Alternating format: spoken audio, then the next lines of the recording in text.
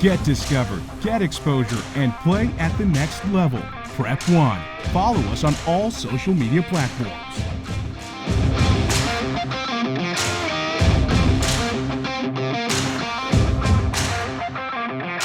Hello, ladies and gentlemen. Welcome to Top Dog. It's been a minute since we've seen each other, but we have a special edition. And it's a special edition of Top Dogs because we have a very special guest from our community.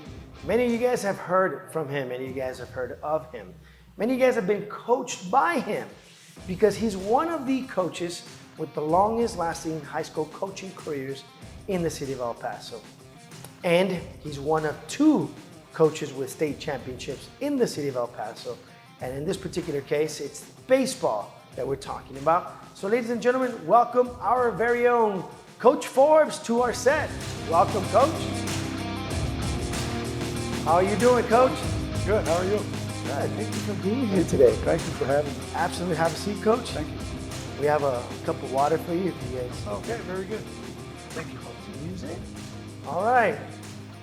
Well, we have some mics, some new mics. Yeah. That you can it's use good. these. We can use the ones that we're labbed up with.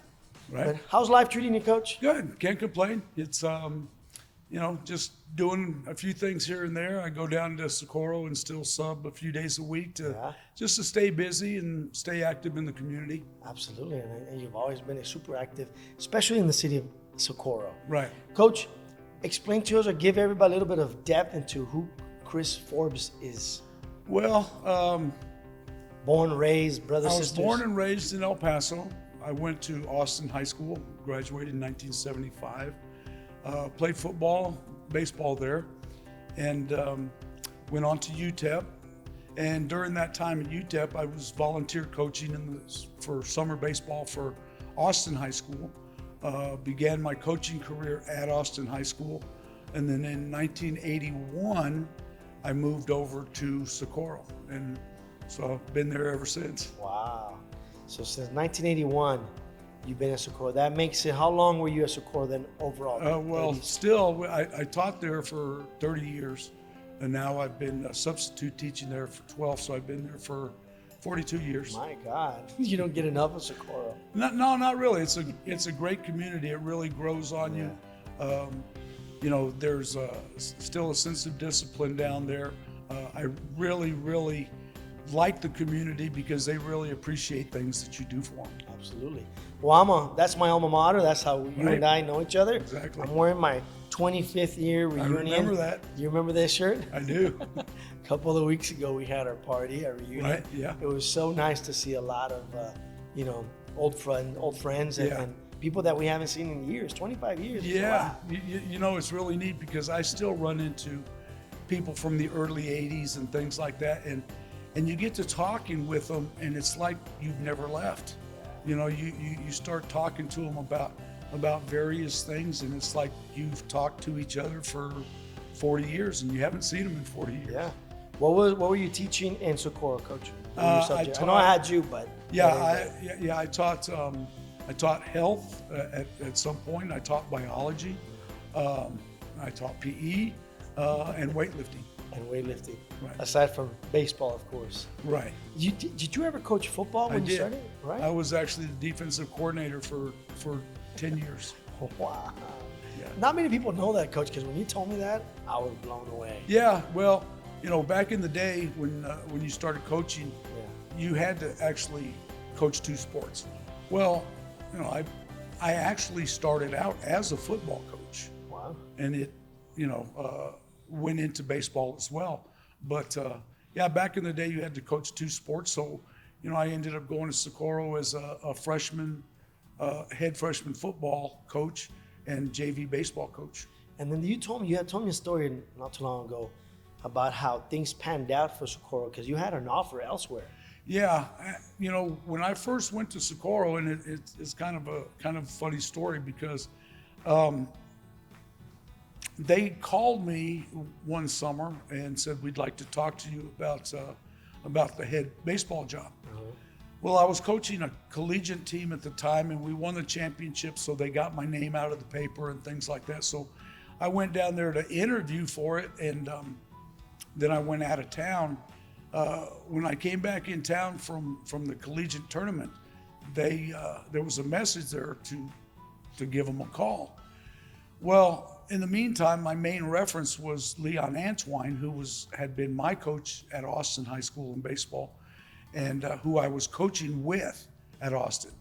Well, it turns out that he and Charlie Arciniega, who was the head football coach at the time, had coached together at Burgess, and they offered him the job. So I wasn't going to go to Socorro. I mean, I was going from Austin High School.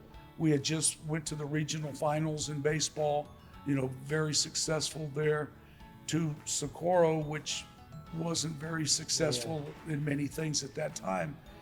And it took them a couple of days to convince me to go over to Socorro, and it was a culture shock coming from Central El Paso to Socorro. Sure, because back then, Central El Paso was like the town, right? I mean, right, yeah. Socorro was not even a suburb. It was beyond the suburb. It was a definite culture shock for sure. Wow. At what point in your career, once you got there, you felt like that was home? Like, well, since it was such a culture shock. That first year as freshman football coach, we won 5 games. And that was 5 more games than they had won in the previous 5 years. They hadn't won in 5 years. And the head football coach, Charlie Arciniega, came and offered me a defensive coordinator job, which I was only 24 years old, which was unheard of, being a defensive coordinator at 24 years old. So I thought, I'll stick around and I'll do this for a couple of years, good for the resume and stuff. Yeah. Well, in the meantime, I was coaching JV baseball, and I inherited a team that had gone 0-20 and got beat by an average of 18 runs a game. But we went out and we started practicing, and we won our first game, we won our second game, and we ended up having a winning season. That second year, we had a winning season, and by the third year on JV, we went 24-1. Wow. Well, after that season, Coach Antwine decided to go into administration, and so I threw my name in the hat for the head baseball job, and it all came about where I ended up getting that. They called me and said, "Congratulations, you're the head baseball coach at Socorro." And I said, "Great, who did I beat out?" And they said, "Nobody, you were the only one that applied." But what I knew that everybody else didn't know is that those kids that were coming up had already started learning how to win. And so, by the time we got to varsity, that first year we went 15-5. The next year we went 19-7. The next year we went 13-12. And then in 1988, we won our first district and by-district championships. How many district champions and by-district championships do you have overall? We won 16 district championships. We won 19 by-district championships. We went to the regional finals 4 times. So we were one step away from going to state 3 other times. Wow. You got to how many times did you get to the Sweet 16, Coach? This is a long list of accolades. The Sweet 16, we got there 6 times, and the round of 8, we got there 4 times. Wow. And of course, the big national championship came in 2009. That's 60 years after Bowie won their state championship. Right. That ought to tell you how difficult it is to do. Absolutely. And, especially from El Paso, because we don't have a lot of the resources that the schools from Dallas and Houston and San Antonio have. They have. I was talking with one coach during one of the playoffs, and he says, "Coach, your kids listen to you. They pay attention." He said, "My guys," he goes, "they all have their own hitting coaches since they were 8 years old, their own pitching coaches." He goes, "I'm a manager." He goes, "I want to be a coach. I want to do what you do." Yeah, absolutely. You know what? And that's something that I am going to talk about a little bit later this interview, on the development of players, and overall, not just baseball, but overall in the Socorro community, because things have changed. Things have changed dramatically. Socorro's going through a big slump the last few years, especially in base and football. And just, you know, throughout, when we were at this 25th year reunion, we were talking about, you know, something went wrong the last few years. Something went wrong. And we didn't have that many clubs back then like we do now. Right. Which leads me back to the same, you know, same idea with your state championship. Not to, you know, take any credit away from Bowie or any schools in the past, but let's face it, there's a lot more schools now, a lot more competition that there was back then. Right. And it's much harder, you know. Now there's 6A. Back then there was no 5A. There was no 5A, and now there's 5A and 6A. Right. What was the most difficult part leading up to your state championship? Well, you know, it's really ironic because, you know, we just came out of the COVID time and stuff.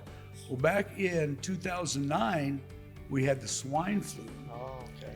And they kind of expected that to be what COVID was. Okay. And they actually postponed the season for a week. So what we had to do is in the playoffs, you know, you play either one game series if the coaches agree, or you play 2 out of 3. Okay. Well, we played a two out of 3 series in my district, and then in area, everyone in the state had to play a 1-game playoff. That was it. So it was do or die. Wow. And this was only 2 days after we had just finished playing by district. And we had to play Arlington Martin, and we beat them 7-6. Whew. And that was our you know, I think that was our crowning point for that season, because even after the state championship, you know, talking with the kids, they agreed that Arlington Martin was the best team that we played. So luckily we only had to beat them once. Coach, you went through a hell of, you know, barriers and obstacles that you needed to overcome to get to a state championship. At that point, once you clinched and once you got that state title, did you think to yourself, that's it, it's time for me to retire? Yeah, pretty much. I mean, that was my 25th year as a head coach and my 33rd year coaching altogether. You know, your dream, any coach's dream, is to win a state championship. And, you know, for most coaches, they chase that for their whole life and never achieve that. Well, I was fortunate that we did win the state championship. And, you know, I thought, well, you know what, this is a good time to get out. I've been doing this for the majority of my life, and it's not going to happen again. So, you know, why chase it when you already have it? You got it. Yeah, that was when I decided that, you know, that was going to be a career for me. Yeah. And what better way to, you know, if you think about it, the only way to end your career with a win is winning a state championship. Yeah, you know, you could win your last game, but if you didn't make the playoffs, well, but only one team ends the season with a win, and that's the state champion. Yeah. You know what? We see this a lot with pro athletes, kind of like when Brady won it with the Buccaneers, and everybody was thinking, you know, that should be it. Yeah. I think, personally, this is just my own humble opinion, but I think Brady's looking for that because he knows he missed his shot to end his career. Yeah. I think he's chasing that one extra Super Bowl. Yeah, and you know, it comes to a point where you have to look at reality and think, you know what, this is it for me. Yeah. You retired what year, Coach? I retired from teaching in 2010, and I retired from coaching in 2009. Wow. So you still did another year. Did another year, had to use up those sick days. And who was covering you, or who took over your position? Was it Trivi? Joe Alvarez. Nick Alvarez's brother. Right, Nick's older brother. He became the head coach in 2010, and he's still the head coach today. Was anybody during that 1 year that you were still there at Socorro, were they kind of still asking you for your help or your mentorship, or were you the one going over and saying, hey, how things going? You know, actually, you know, I wanted him to create his own identity with the team, in which he did. And to be honest with you, I had so many sick days I wasn't there that often. Yeah. Did you miss it at first, the first year? Do you miss it now? Well, I miss the relationships with the kids, and I miss the competition. The working on the field, the checking the grades, the dealing with the parents, all that kind of stuff. But my players and I had a really special bond, and not just that year, but throughout the years. And that relationship with the players is what you miss the most. Absolutely, I agree with you. I coached at Bel Air for 8 years and at Eastwood for another year. And to this day, one of my closest friends are my former players. Mm-hmm. They're my buddies now. Not to just right before you came on set, you recognized somebody on the wall over in the hallway. I did. One of your former 2009 graduates, Right, from the state championship. right. His wife happened to be a model. That's his wife. I just happened to turn around and I said, "Well, that's Amanda." Yeah. Yeah, it's amazing. Yeah, it's definitely a very gratifying and career that really gives back to you for life. I still hear from, well, I call them kids because they were my kids, but they're in their 50s now.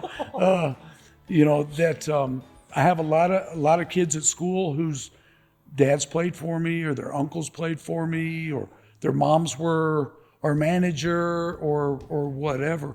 And there's still quite a few of those guys that I keep in touch with from the early 80s, even from coaching back at Austin, back in the late 70s. You've already coached 2 generations, right? At least you coached parent, maybe son. Yeah, and that was another thing about getting out before people started saying you coached my grandfather. You're like, I don't want that. Yeah, no, that's not going to happen. All right, Coach.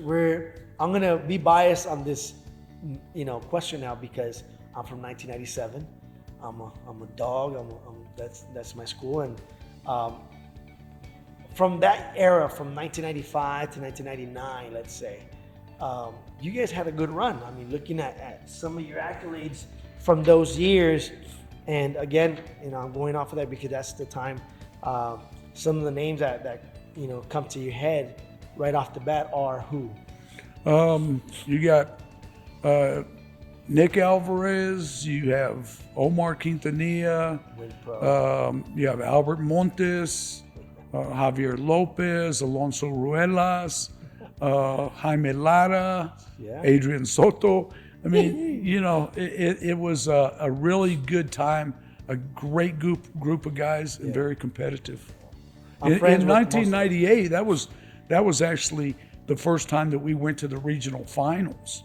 And we won the first game, we got beat the next 2. If we would have won 1 on Saturday, we would have gone to state that year. Wow. Man, everything's so vivid in your head. Like, you remember so much. Yeah. Like, it's weird that just the names that you name, I mean, the people you gave me, it's, you're right on point considering you've coached a lot of group of kids. Yeah, no, and a lot of people say that. They say, how can you remember when this guy played and that guy played and that? Well, there are special moments with each kid.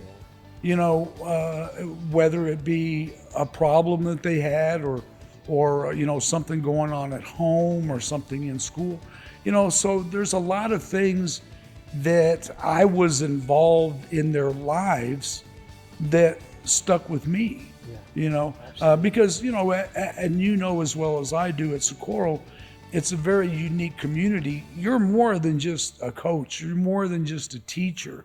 You're their father, their grandfather, their uncle, their brother, their cousin. It's more of a friendship relationship rather than a coach player. Yeah, I agree with you. Absolutely agree with you. Socorro has because I think for the longest time it's been, a tradition for in so many sports and so many, ways that coaches bond with these kids. Yeah. Because let's face it, the Socorro is not as fortunate a community as other communities are. Mm-hmm. And so those kids can tend to come to, those mentors at school, Right. to lean on, to help them, for questions, for help, for whatever Right. it may be. So Yeah. you have to build those things. Oh, absolutely. And so it's easy to remember names and remember people because it was more of a bond with a relationship. Absolutely. How many players have gone pro, Coach, from your? We've had about 15 guys that were drafted or played, professionally from Socorro. Wow. Yeah, That's insane. there's a lot of them. I know a few, but Yeah, Q, Omar, right. Nick could have gone early. Yeah, Nick say- actually got drafted out of high school by the New York Yankees, but he chose to go to New Mexico State to play. Mexico State. Well, we're going to come back to a very important topic, which is the Socorro community and what's gone, haywire with, some of the sports. But maybe your thought and input, but Okay. we'll be right back. Okay. All right, ladies and gentlemen, we're going to take a few minutes and we'll be right back with Coach Forbes.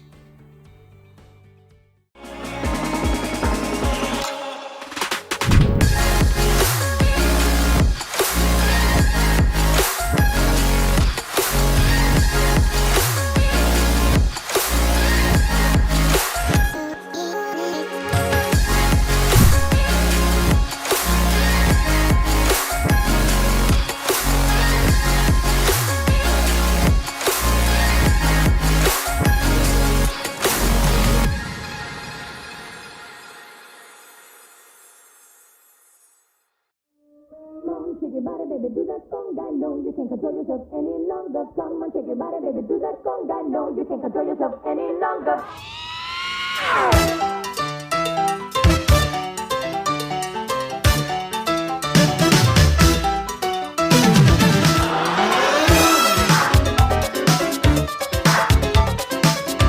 Come on, shake your body, baby, do that conga. No, you can't control yourself any longer. Feel the rhythm of the music getting stronger. Don't you fight it, now you gotta do that conga beat.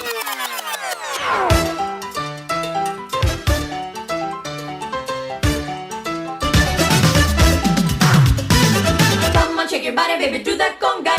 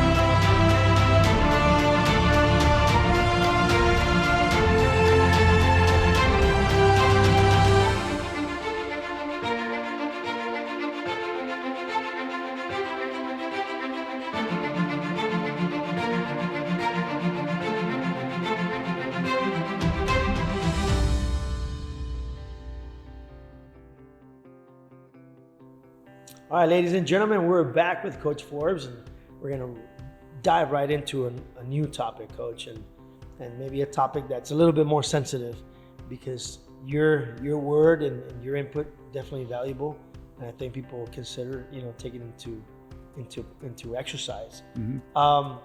But what's happened to Mad Dog football? What happened? What's been going on? I know we've had a few words, off camera, and you mentioned some very important things a few weeks ago when we met. Give us your input. Well, if you take a look at Socorro football over the last 10, 12 years, they've had 6 or 7 different coaches, which is very difficult because, as a coach that every coach has their own philosophy. Everybody has their own way of doing things. They run their own offense. They run their own defense. So, what's happened over the years are these kids are coming out and they're having 2 or 3 or even 4 coaches in their high school career, and they're having to start all over again. Whereas, you go up against a team from, say, Franklin, and they've run the same offense and defense since they were in 7th grade. And so by the time they're in high school, they're just polishing and getting better. They already know the terminology. They know the technique. They know the coaches.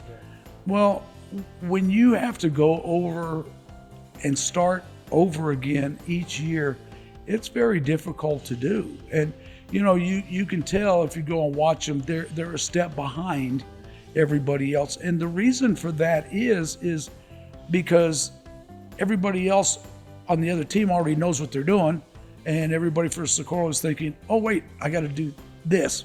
Well, by the time you do that, it's a little bit late. 1-2 seconds behind. Yeah, and I feel bad, for the kids because there has been such a turnover in the coaching, and it's really, really difficult right now for them until they have some stability in that program. I think it'll get better in the future if the community allows them to get better. Yeah.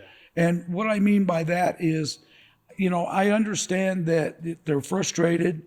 I understand that they're mad, they're upset, but you've got to give a coach a chance to build his program. You can't build a program overnight. It takes years of work to get that done. Yeah. You build such a great culture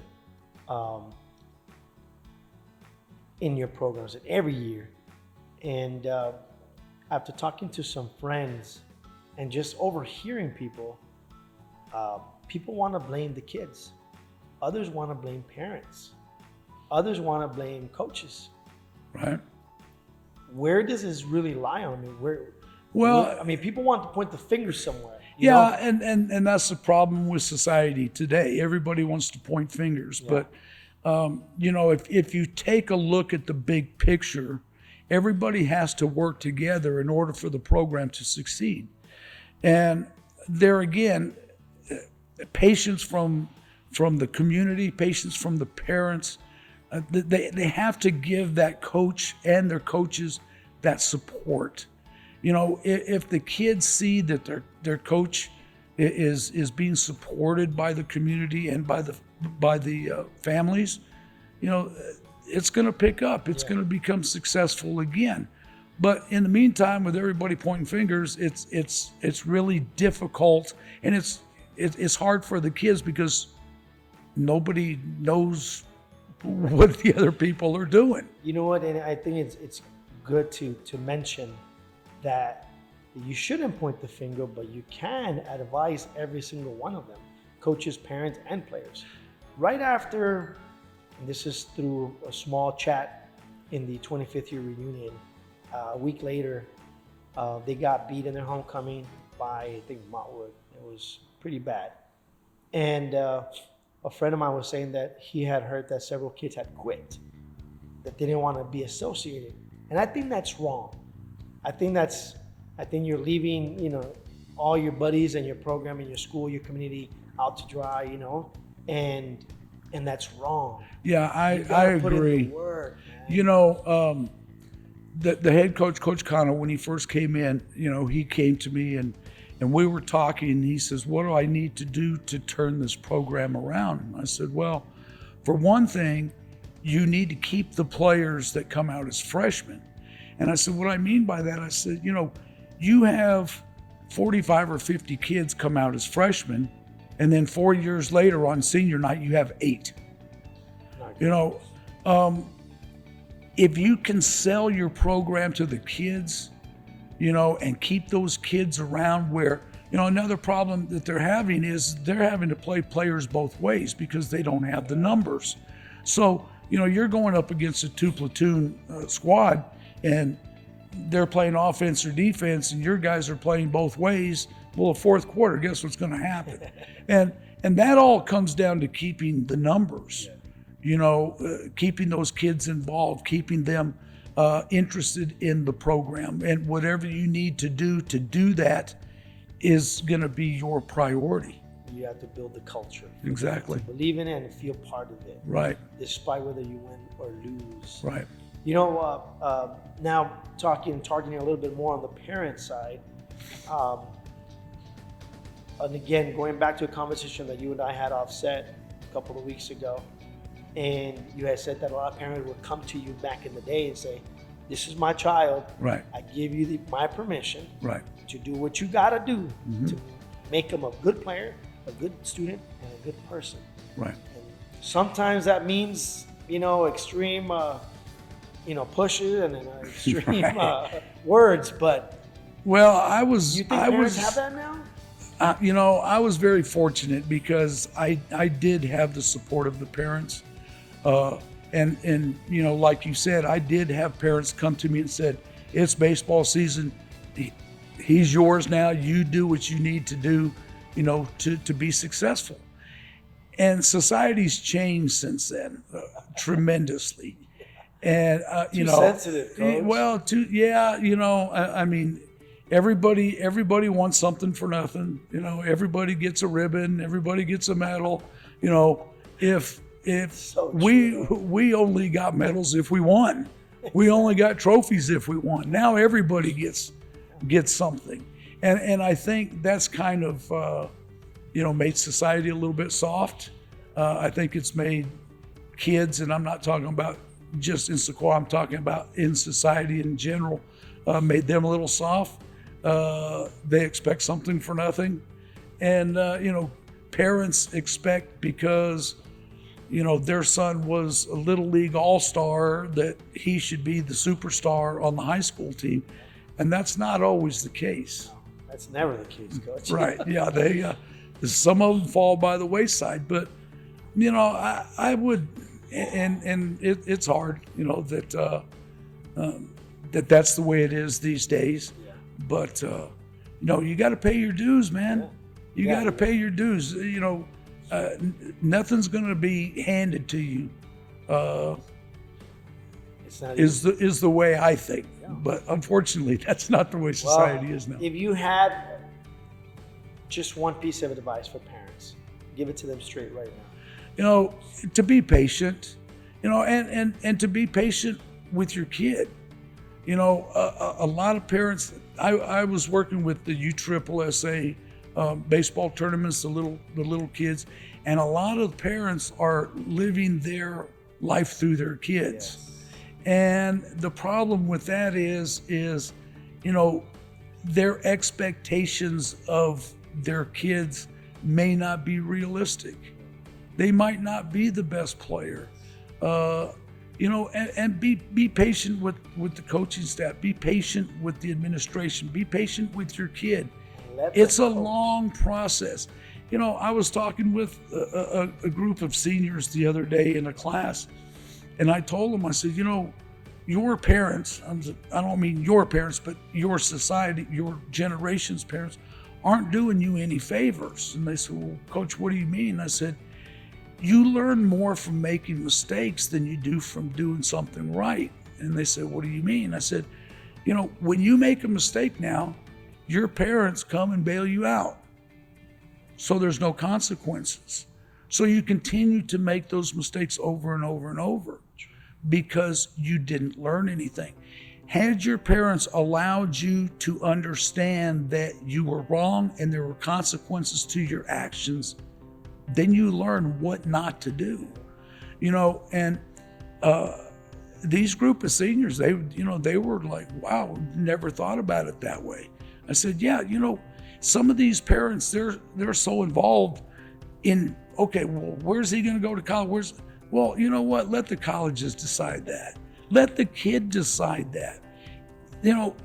They're young men and women now. They have to learn how to make up their own minds, whether it be positive or negative. Absolutely.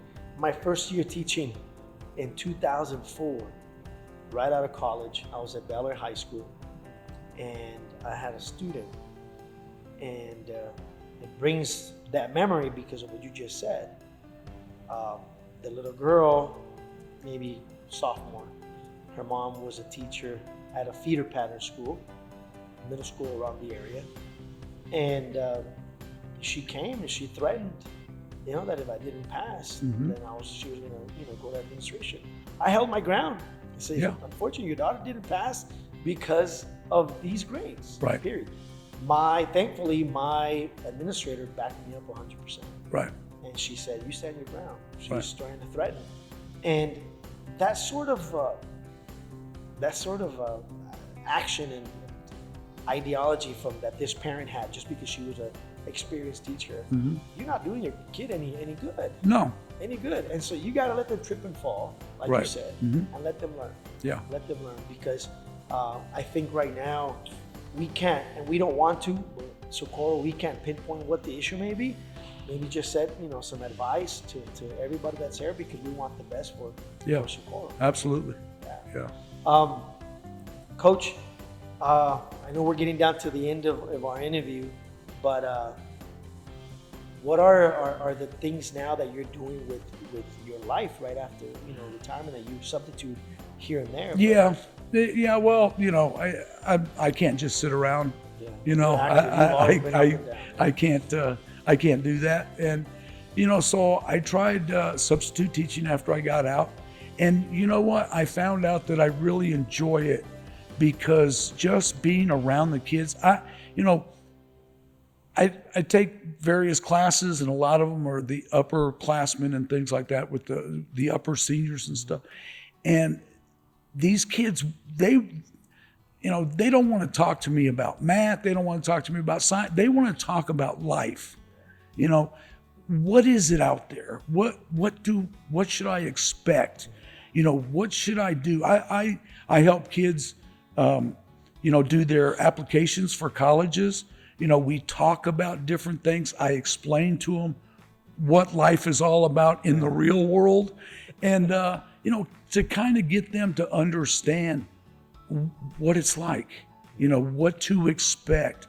You're not always going to be successful at everything you do. How are you going to handle adversity? And so I really enjoy the part about still being a mentor, to these kids, just about life in general.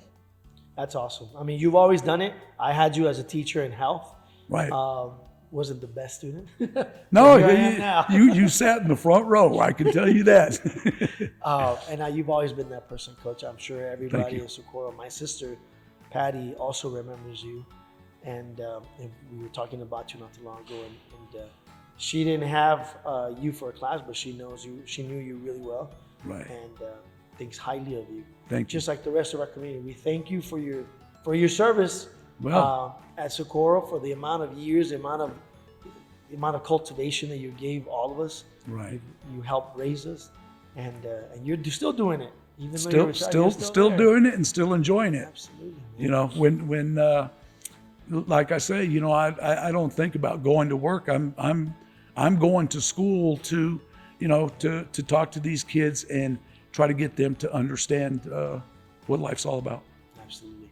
Well, congratulations on a very successful life, Coach. Thank you. Thank you so much. Appreciate it. Thank you for very being much. here. Thank you for having me. For everything you've done, and maybe we can meet up again throughout the baseball season. Yeah, sure. Take our cameras out to Socorro game.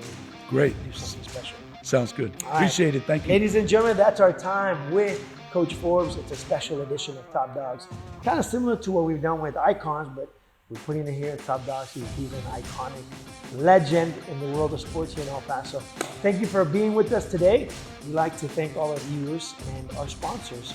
You guys have a blessed week, and we'll see you guys next time. Baila El Paso Baila. LAT Studio offers a full dance division with jazz, hip-hop, ballet, and contemporary. Visit latstudio.com today.